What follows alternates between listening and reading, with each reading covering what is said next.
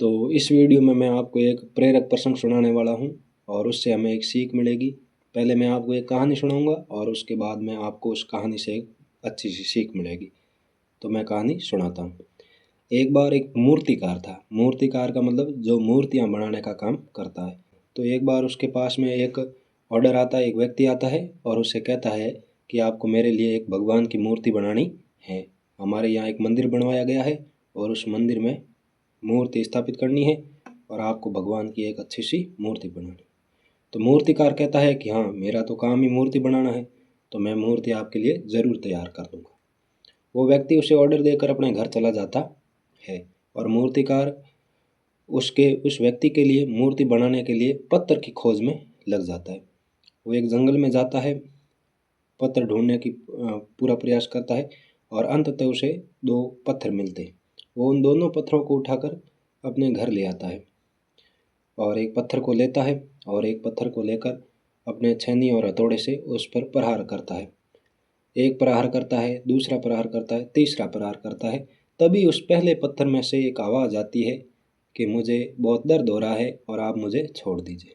पहला जो पत्थर है वो कहता है उस मूर्तिकार से कि मुझे आपके छेनी और हथौड़े से दर्द हो रहा है, कष्ट हो रहा है, इसलिए आप मुझे छोड़ दीजिए, मुझ पर आप प्रहार मत करें।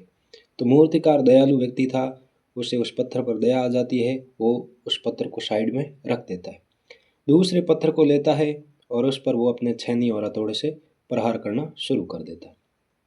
वो एक प्रहार करता है, दूसरा करता है, तीसरा करता है। अब मूर्तिकार के जहन में आता है, वो पूछता है दूसरे पत्थर से कि क्या तुम्हें दर्द नहीं हो रहा? तो दूसरा पत्थर उसे कहता है कि मुझे दर्द तो हो रहा है, कष्ट तो हो रहा है, लेकिन मैं इस कष्ट को, इस दर्द को सहन करूँगा। और वो उस कष्ट को सहन करते रहता है और मूर्तिकार उस पर प्रहार करते रहता है और धीरे धीरे वो पत्थर एक मूर्ति का रूप ले लेता है, यानी उस पत्थर से एक मूर्ति बन जाती है। थोड़े दिनों बाद वो व्यक्ति आता है जिसने मूर्ति बनाने का ऑर्डर दिया था। वो मूर्ति बनाने का ऑर्डर दिया था, वो व्यक्ति आता है मूर्तिकार के पास और उसे कहता है कि मैंने आपको कुछ ही दिन पहले एक मूर्ति बनाने का कहा था, क्या आपने वो मूर्ति बना दी? तो मूर्तिकार कहता है कि हाँ, मैंने आपने जो बोला था वो मूर्ति मैंने बना दी है और आप ये रही मूर्ति, आपकी ले जा सकते हैं। तो वो व्यक्ति उसे कुछ पैसे देता है और वो मूर्ति लेकर अपने घर की ओर रवाना हो जाता है। उस मूर्तिकार के घर से जैसे ही वो व्यक्ति बाहर निकलने वाला होता है, तब उसकी नज़र उस कोने में पड़े हुए पत्थर की ओर जाती है और वो व्यक्ति कहता है कि ये जो पत्थर पड़ा हुआ है, क्या आप ये मुझे दे सकते हो? तो मूर्तिकार कहता है कि ये तो वैसे ही मेरे किसी काम का नहीं है, आप ले जा सकते हो। तो वो व्यक्ति ले जाता है उस पत्थर को और उस मूर्ति को और मूर्ति के ले जाकर एक मंदिर में स्थापना कर देता है और सामने उस पत्थर को लगा देता है। वो पत्थर लगाया गया था नारियल फोड़ने के लिए।